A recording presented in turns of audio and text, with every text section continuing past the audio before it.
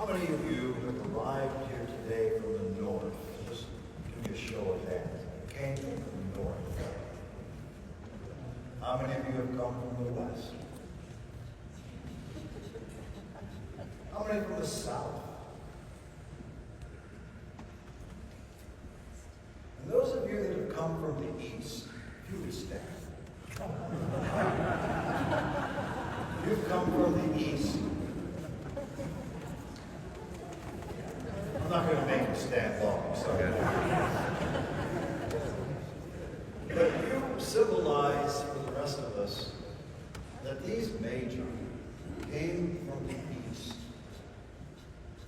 You can sit down. Unless you're going to share your wisdom. It scares you to do something. Those who came from the east sort of symbolize for all of us the story that we have today. These wise men, these magi, who made this journey following a star. In all likelihood, these were astrologers, astronomers, mathematicians, people who were deeply embedded in knowledge and learning, but at the same time were open to wonder. They knew that all of life's secrets and knowledge is not going to be in the books. So they took their time to look at the sky and to see a particular star that signaled to them something important happening in the world.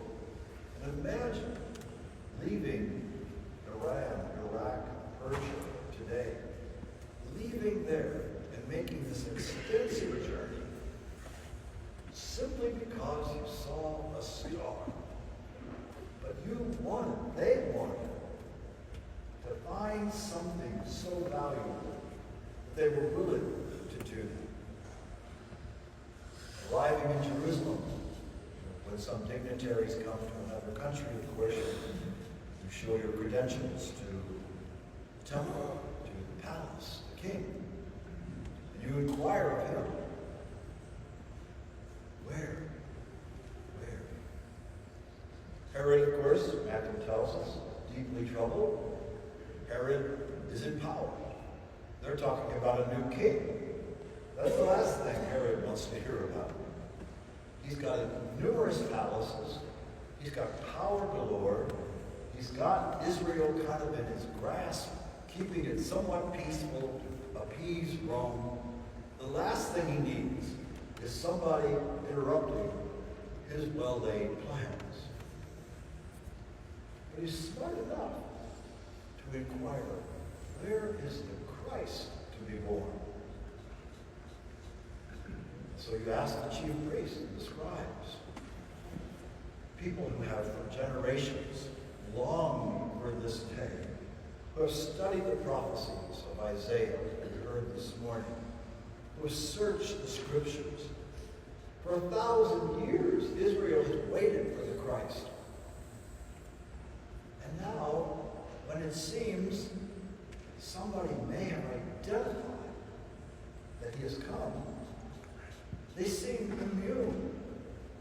They seem blind and closed to the fact.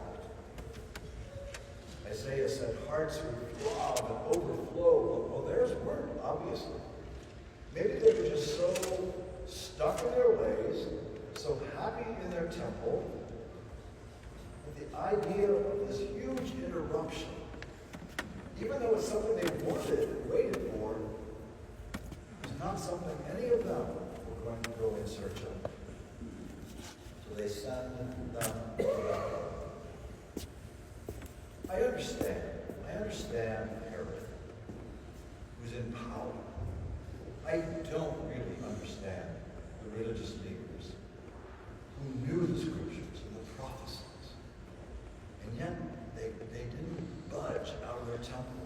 They didn't leave their temple to go see if this for sure might be the one. This might be their salvation.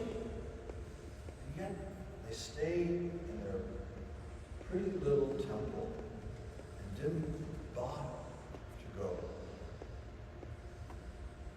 And so these Gentiles, these pagans from the east, Matthew will present to us, they're the first. In the Gospel of Luke, shepherds were first. In the Gospel of Matthew, the first people to arrive on the scene are these wise men from the east. Not a single one of them Jewish. And that's sort of the mystery that's revealed. That the Messiah is not just about Israel, but for the whole world. But sadly, much of Israel didn't embrace it, didn't want it when it came. It's important that all of us try to remain seekers and searchers, never so satisfied with our certitudes. There's not something new for us to know, nothing new to be revealed for us. Sometimes I fear that for some people, they wouldn't recognize Christ if he was there before them, because they might not find him in a monstrance.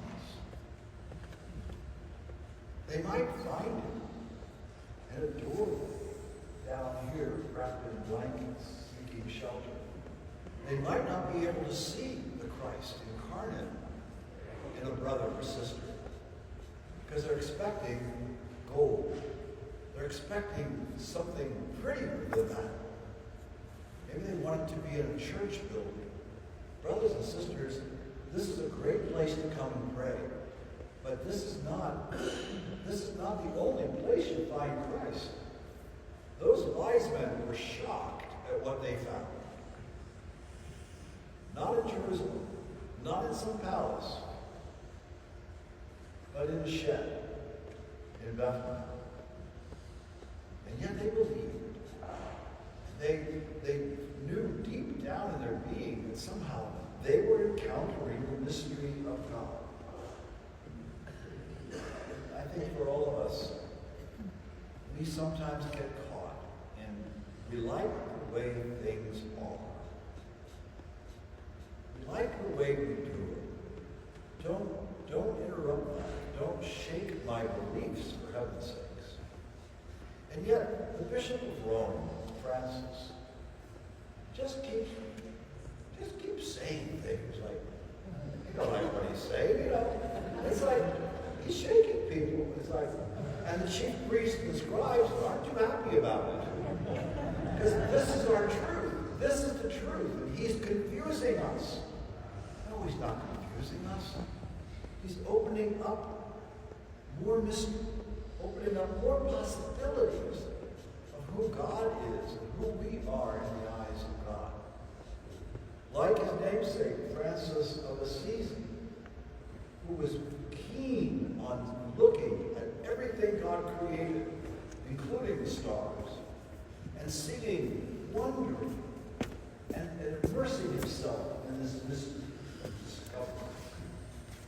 So all of us need to continue to be, even if we live on the north, the south, or the west of the church, we all need to be people from the east, searchers, seekers, willing to see something new, allow it to perhaps even unravel some of our safe ways of seeing things.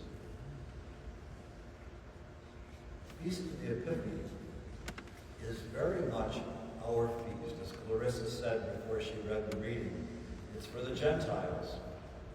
Duh, here we are. All of us, you know. This is for us.